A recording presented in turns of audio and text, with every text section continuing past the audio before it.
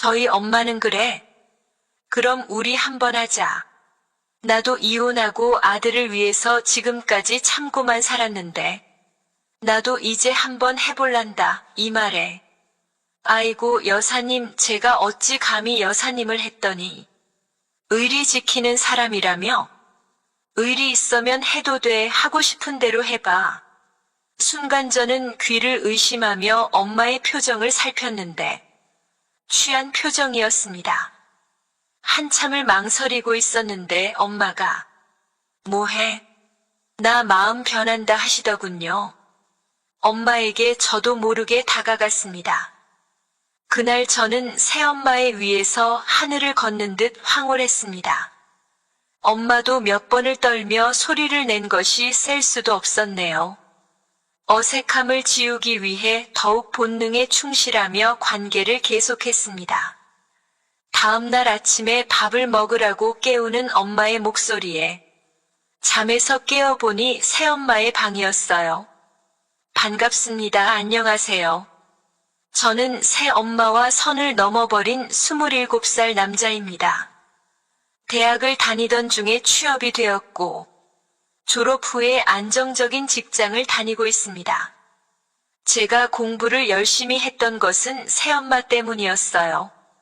저의 어머니는 제가 초등학생 때 돌아가셨어요. 그리고 제가 중학생이 되었을 때 아버지는 재혼을 하셨습니다.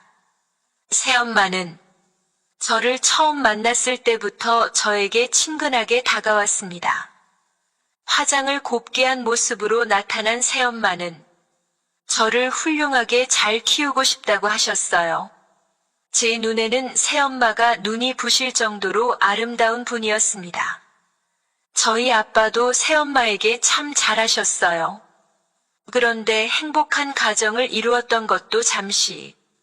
제가 고등학생이 되었을 때 저희 아빠는 회사 일로 출장을 다녀오시다가 고속도로 빗길 사고로 저 세상으로 떠나셨습니다.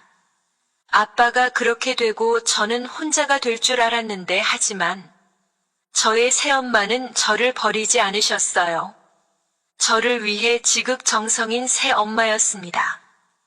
여자 혼자이므로 힘들게 저를 뒷바라지 해주는 엄마를 위해 저는 고등학교만 졸업하면 돈을 벌 생각이었어요. 이런 얘기를 엄마에게 했다가 저는 혼이 났습니다.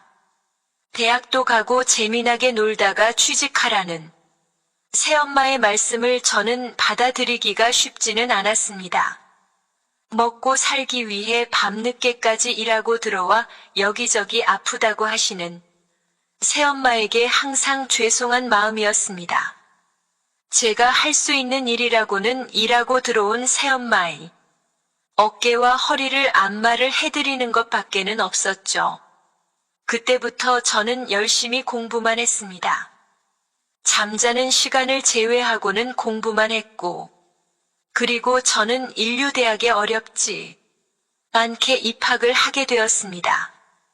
대학에 들어가서도 공부만 했어요. 군 입대 전날까지도 공부를 했고, 전역한 다음 날부터 또 공부를 했습니다. 대학 재학 중에 제가 원하던 시험에 합격을 했어요. 그날 엄마와 술을 한잔하면서 엄마와 저는 울었습니다. 나도 이제 즐기면서 살 테니 엄마도 이제 즐기면서 살았으면 좋겠다고 말했습니다.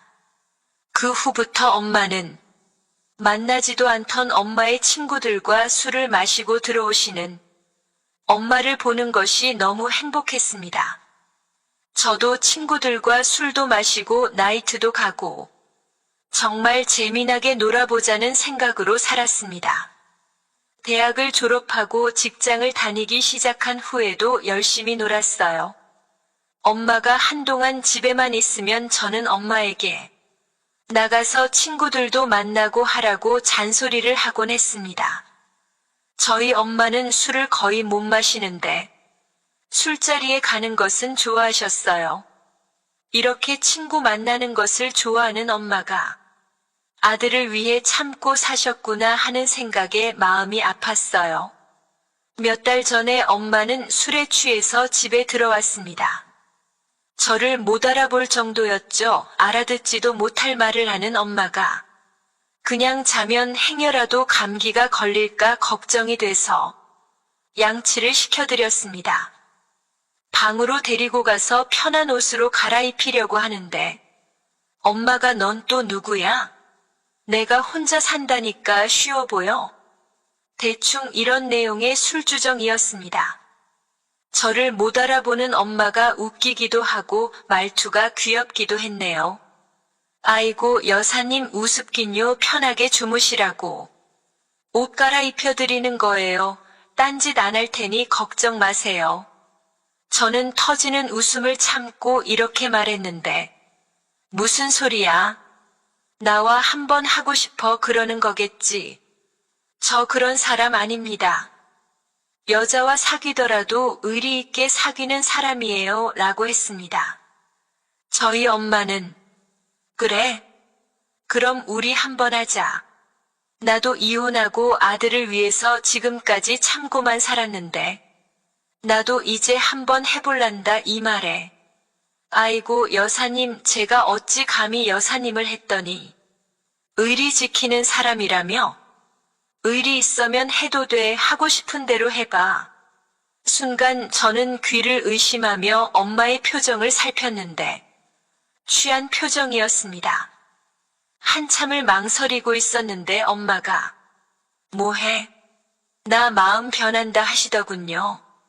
엄마에게 저도 모르게 다가갔습니다. 그날 저는 새엄마의 위에서 하늘을 걷는 듯 황홀했습니다. 엄마도 몇 번을 떨며 소리를 낸 것이 셀 수도 없었네요. 마지막에 엄마는 제 이름을 불렀습니다. 어색함을 지우기 위해 더욱 본능에 충실하며 관계를 계속했습니다.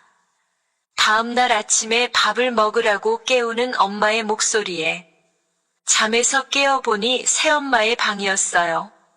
얼른 일어나 나가보니 엄마는 진수성찬을 차려놓으셨습니다.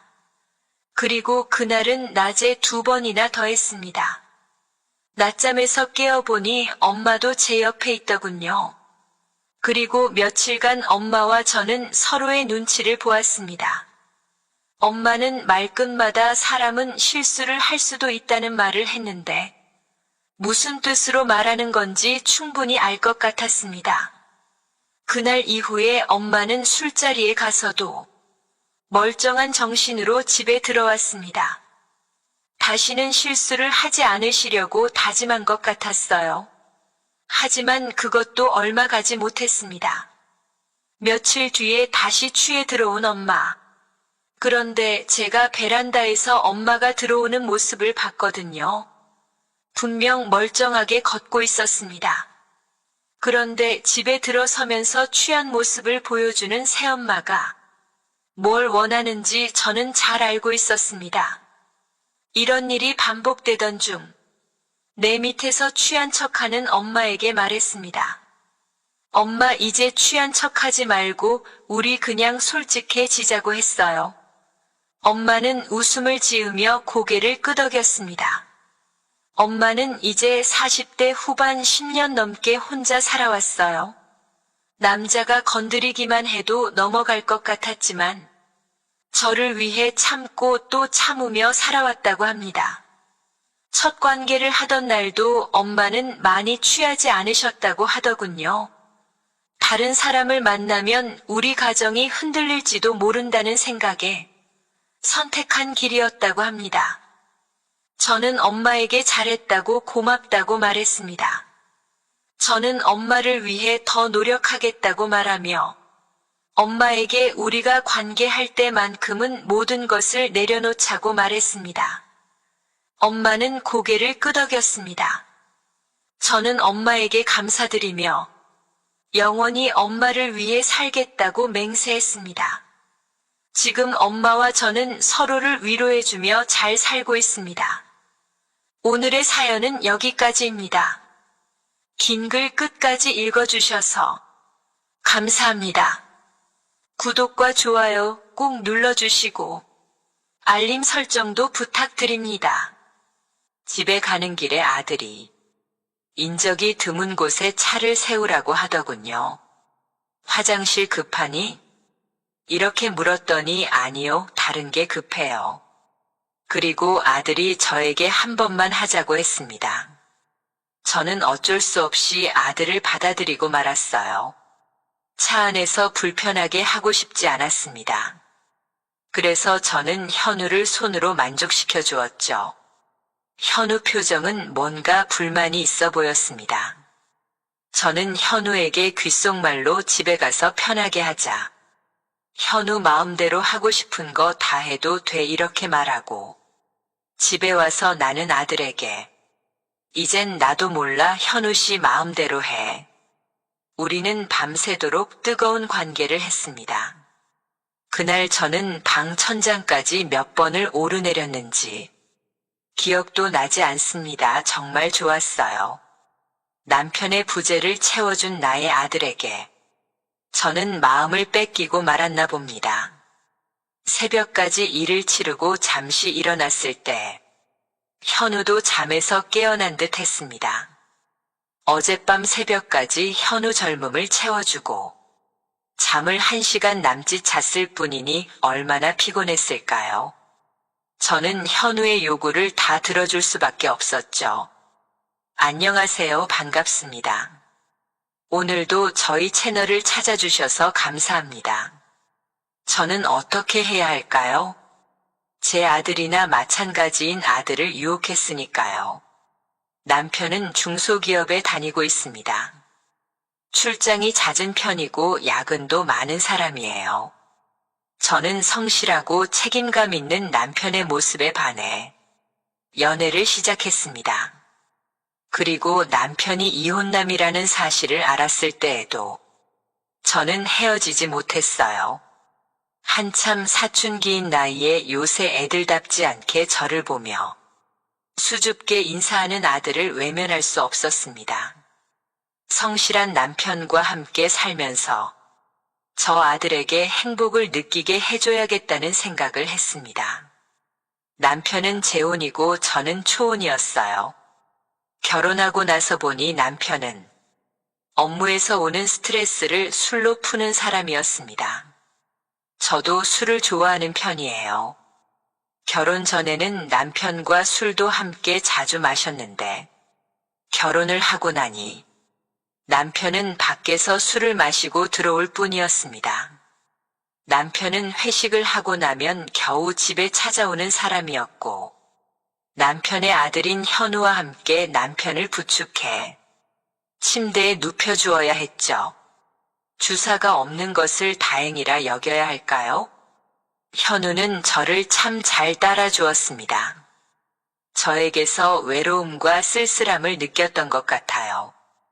회사 일로 바쁜 남편을 대신해 집안일도 잘 도와주는 아들이었습니다. 내가 낳은 아들은 아니지만 이런 아들이라면 5명도 키우겠다 생각했습니다. 현우는 중고등학교 때 별다른 말썽 없이 잘 자라주었습니다. 제가 설거지를 할 때 옆에서 종알종알 얘기도 해주고 공부할 때를 빼고는 제 옆에 와서 친구들과 있었던 일을 얘기해줘서 가정주부의 무료함을 달랠 수 있었어요. 현우가 대학생이 되고 성인이 되니 사람 사이의 관계에 대해 뭔가를 아는 것 같더라고요. 어느 날 엄마랑 아빠는 부부라기보다는 가까운 친구 사이 같아. 이렇게 말하는 현우를 보며 많이 컸구나 하는 생각이 들었습니다. 나이 차이가 많이 나고 무뚝뚝한 아빠를 선택하고 나를 키워줘서 고맙다는 말을 하는 현우에게 참 고마움을 느꼈습니다. 대학생이 된 현우는 자기 용돈은 자기가 벌어서 쓰겠다며 아르바이트를 하더군요. 솔직한 제 마음은 현우가 아르바이트를 하지 않았으면 하는 마음이었습니다. 집에 일찍 와서 저와 도란도란 얘기를 나누었으면 하는 마음이었죠. 그 대신 아르바이트가 끝나면 현우는 곧바로 집으로 와서 제 일을 도와주며 함께 시간을 보내주었습니다. 저도 언제인가부터 현우에게 제 속에 있는 모든 말을 하게 되더군요. 발렌타인데이라고 초콜릿과 꽃다발을 사다가 저에게 안겨주는 착한 아들이 너무 고마웠습니다. 얼굴이 화끈거리더군요. 주말에는 현우와 영화도 보고 맛집도 찾아다니곤 했습니다.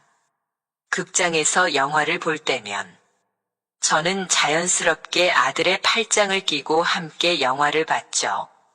저는 자연스럽게 신작 영화에 대해 알아보게 되었고, 현우도 그 사실을 알게 되고는 엄청 기뻐했습니다.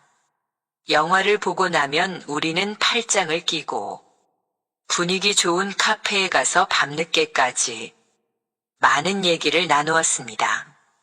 그러다 현우는 군 입대를 하게 되었습니다. 현우가 군대에 있는 동안은 세상을 다 잃은 것 같이 지냈어요. 그리고 2년 후 현우는 전역을 했고, 어느새 현우는 대학 졸업반이 되었습니다. 처음으로 현우에게 엄마 같은 잔소리를 했어요. 이제 곧 졸업하고 직장도 잡혔는데 사귀는 아가씨는 있니? 저의 질문에 엄마 내가 무슨 여자한테 관심이 있겠어. 엄마가 있는데. 생글생글 웃으며 이렇게 말하는 아들에게 너무 큰 감동을 받아 눈물이 나려는 걸 억지로 참았습니다. 저는 아무 말도 못하고 베란다 창밖을 내다볼 수밖에 없었어요. 현우는 뭔가를 감지했는지 조용히 있더군요. 저는 눈물이 흘렀고 현우는 제 어깨를 두드려주며 손으로 제 눈물을 닦아주었습니다. 나는 현우에게 내가 잘못했나 봐. 내가 현우한테 너무 집착을 하게 된 것 같아. 엄마가 외로웠나 봐. 이해해 줄 수 있니? 현우는 말없이 고개를 끄덕였습니다. 그러면서 현우는 저를 꼭 안아주었습니다. 저는 현우의 가슴에서 흐느껴 울고 있었어요. 그날 이후로 저는 현우와 주말 데이트를 하지 않았습니다. 남편도 뭔가 이상한 것을 느꼈는지 왜 주말에 현우와 나가지 않느냐고 묻더군요. 저는 당신과 함께 데이트를 하고 싶다고 했습니다. 남편은 짜증 섞인 말투로 말하더군요. 내가 주말에 하루 쉬는 거 알잖아. 인상을 쓰며. 이렇게 말하는 남편에게 뭔가를 기대한 제가 잘못이었지요. 현우는 조심스럽게 저에게 주말 데이트를 신청했습니다. 저는 말없이 고개를 끄덕였는데 현우는 신이 나서 저를 안더라고요. 저는 현우 어깨에 머리를 기대고 있었는데 현우는 제가 떨고 있다는 사실을 느꼈나 봐요. 현우는 저의 눈동자를 한참 바라보더니 저에게 포옹을 했습니다. 저는 얼어붙어서 가만히 있을 수밖에 없었어요. 엄마 사랑해요. 나지막이 속삭이는 현우 말에 저는 다리가 떨렸습니다. 저는 현우와 데이트를 하기로 한 날, 염색을 하고 머리를 다듬었습니다. 그리고 현우가 좋아하는 옷을 골라 입고 기다렸죠. 극장에 가서 현우는 자연스럽게 저에게 어깨동무를 하더군요. 저는 현우에게 기대어 영화를 봤습니다. 영화를 본 후 우리는 늘 가던 한강 둔치에 있는 카페로 갔어요. 날씨가 너무 포근했습니다. 우리는 카페 밖으로 나와 한강을 바라보며 자리를 잡고 앉았어요. 현우의 어깨에 기댄 저에게 현우가 귓속말로 엄마 오늘 너무 예뻐요. 이렇게 말하는 것이었습니다. 저는 설레임 같은 것을 느끼고 말았습니다. 이러면 안 돼. 현우는 내 아들이나 마찬가지야. 이런 마음과 한편으로는 현우와 관계를 하고 싶은 마음이 내 마음속에서 치열하게 싸우고 있는 것도 느껴졌습니다. 이제 갈까? 너무 늦었네. 이 말과 동시에 일어서는 저를 현우는 포옹을 해주었습니다. 이렇게 밤새도록 안겨 있었으면 하는 생각뿐이었습니다. 집에 돌아오는 길에 차 안에서 현우는 제 손을 꼭 잡고 있었습니다. 그 아이가 손을 잡고 있다는 것만으로도 저는 가슴이 떨렸어요. 집에 가는 길에 현우는 인적이 드문 곳에 차를 세우라고 하더군요. 화장실 급하니? 이렇게 물었더니 아니요, 다른 게 급해요. 그리고 현우는 저에게 한 번만 하자고 했습니다. 저는 어쩔 수 없이 현우를 받아들이고 말았어요. 차 안에서 불편하게 하고 싶지 않았습니다. 그래서 저는 현우를 손으로 만족시켜 주었죠. 현우 표정은 뭔가 불만이 있어 보였습니다. 저는 현우에게 귓속말로 집에 가서 편하게 하자. 현우 마음대로 하고 싶은 거 다 해도 돼 이렇게 말하고 빙그레 웃으며 현우를 보았는데 현우는 놀람 반 기대 반의 표정을 하고 있더군요. 집에 도착해서 보니 남편은 술에 취해 자고 있었습니다. 퇴근길에 회사 동료와 술 한잔하고 들어온다고 하더니 오늘도 만취가 되어 귀가를 했나 봅니다. 저는 씻고 오겠다고 말했지만 현우는 제 팔을 잡고 놓아주지 않더군요. 아까 차 안에서 치른 일 때문에 저는 씻어야만 한다는 강박관념이 생겼는데 현우는 제 팔을 잡고 끌어당겼습니다.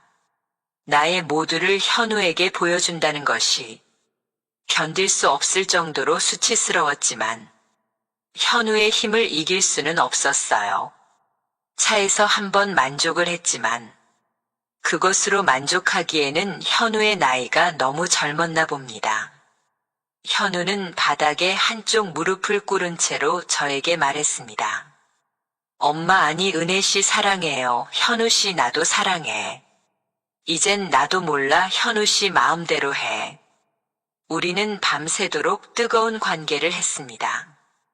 그날 저는 방 천장까지 몇 번을 오르내렸는지 기억도 나지 않습니다. 정말 좋았어요. 현우는 저에게 사랑한다는 말을 참 많이 해주었습니다. 그때마다 저도 현우에게 사랑한다고 말했지만 저는 현우보다 사랑한다는 말을 더 많이 하고 싶었습니다. 남편의 부재를 채워준 나의 아들, 집안일을 도와주며 조잘되던 귀여운 모습의 아들에게 저는 마음을 뺏기고 말았나 봅니다. 참 자격 없는 엄마이지요. 아들은 판단력이 부족해서 그럴 수 있다고 생각합니다. 하지만 저는 어른이고 중년이 다 된 사람인데 그런 아들을 바로 잡아줄 생각을 하지 않았으니 제가 현우를 유혹한 것입니다. 새벽까지 일을 치르고 잠시 일어났을 때 현우도 잠에서 깨어난 듯 했습니다. 눈을 뜨지 못한 채로 웃는 표정을 짓는 현우가 너무도 사랑스러웠습니다. 다음 날은 남편도 쉬는 날이었어요. 아침 식사를 마친 남편은 집에서 혼자 쉬고 싶다는 말을 하더군요. 현우는 엄마 아빠 집에서 혼자 쉬게 우리가 나가요 하더군요. 그러나 저는 몸이 너무 피곤했습니다.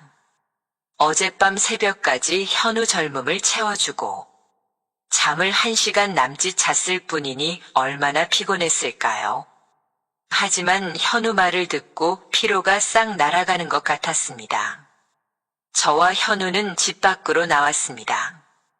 그저 현우와 손을 잡고 걷는 것만으로도 좋았습니다. 현우가 저의 얼굴을 유심히 보더니 엄마 피곤해요? 이렇게 묻더군요.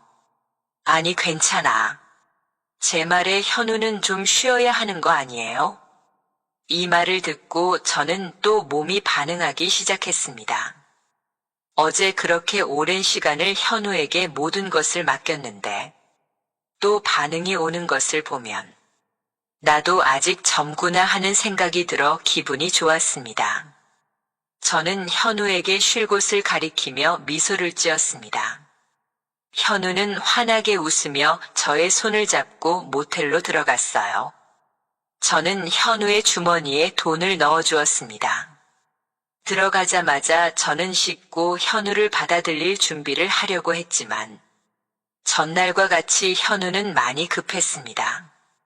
저는 현우의 요구를 다 들어줄 수밖에 없었죠. 일을 다 치른 후 저는 그대로 잠이 들었습니다. 몇 시간이 지났을까 현우의 손길이 느껴져 잠이 스르륵 깨고 또 현우의 갈증을 채워주어야만 했습니다. 그날 집에 들어오자마자 저녁을 먹고 저는 기절하듯 잠이 들었습니다. 다음날 아침까지 자고 일어나 보니 남편은 이미 출근을 하고 집에 없었어요. 긴 잠을 자고 피로가 풀려 몸이 너무 개운했습니다. 오랜만에 제대로 일을 치른 것 때문에 개운한 것이었는지도 모르지요. 그 후로 현우와 알콩달콩 지냈습니다. 남편이 술에 취해 자고 있을 때는 현우 방으로 가서 즐거운 시간을 보내고 왔죠. 남편이 회사에 출근하고 현우와 둘이 집에 있을 때면 매일 현우와 사랑을 나누었습니다.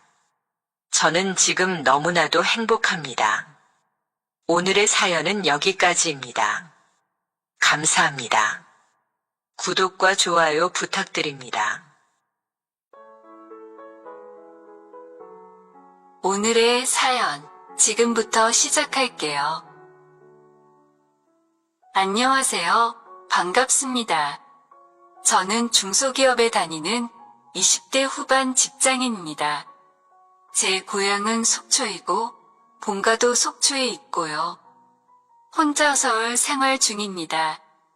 서울이 타지라서 친구도 없고 쉬는 주말에는 그냥 집에서 유튜브를 보고는 하죠. 유튜브 중에서도 썰비서를 잘 시청하는 편입니다. 개인적으로 TV 드라마는 별로 좋아하지 않아요. 저는 썰비서처럼 실화를 바탕으로 한 게 더 흥미가 가더라고요. 하여간 주말에는 쉬면서 썰비서를 잘 보는데 계속 보다 보니까 나도 한번 사연을 올려보고 싶은 욕심이 생겨서 이렇게 글을 써보네요. 제가 대학교 졸업하고 서울에 올라왔을 때 아주 기가 막힌 여성을 한번 만난 적이 있거든요. 그 이야기를 지금부터 해보려고요. 재밌게 들어주세요. 그럼 본격적으로 시작해보겠습니다.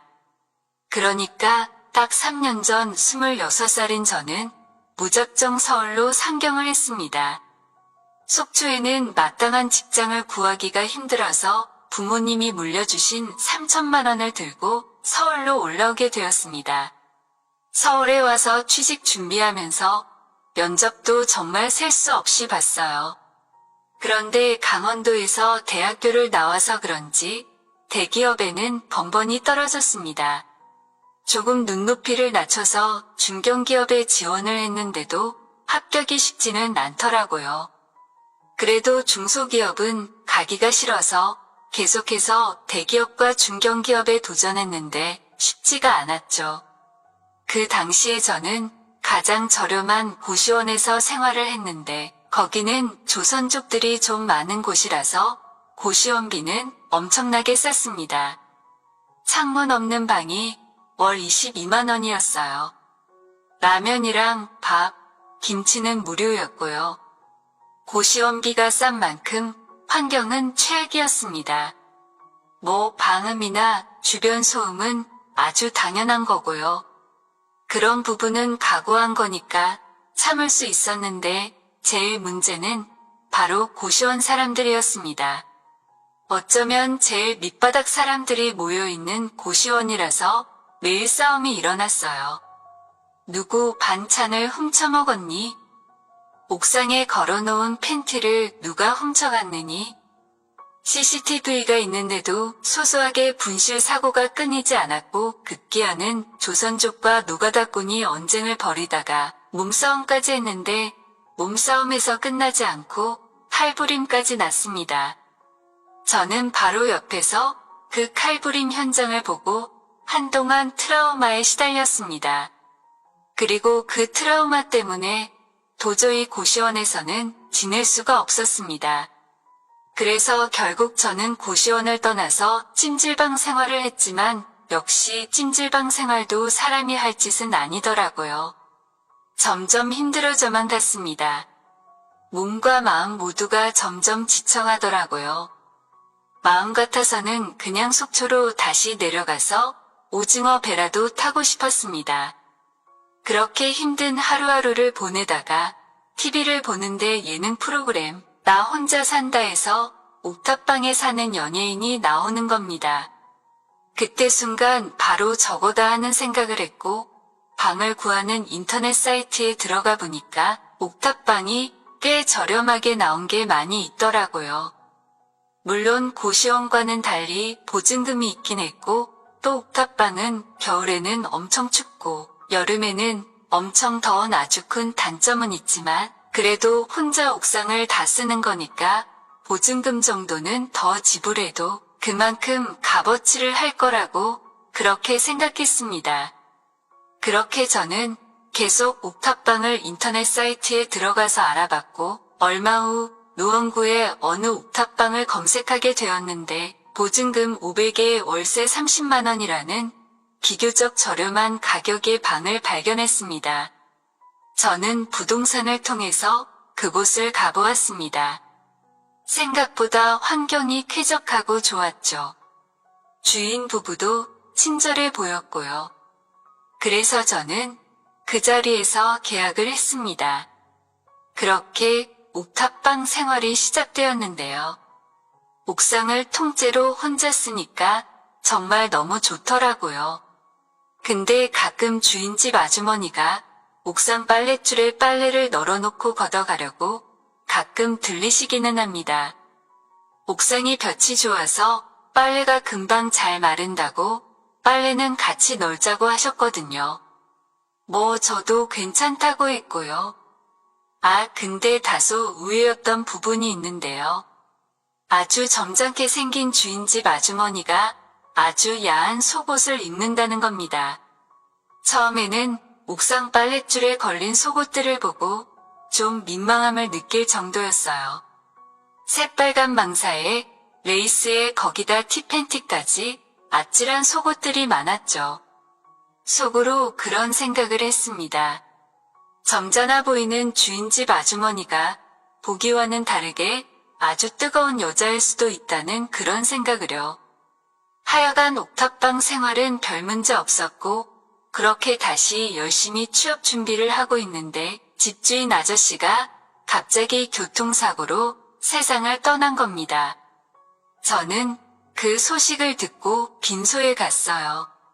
그런데 빈소는 정말 너무 썰렁한 겁니다.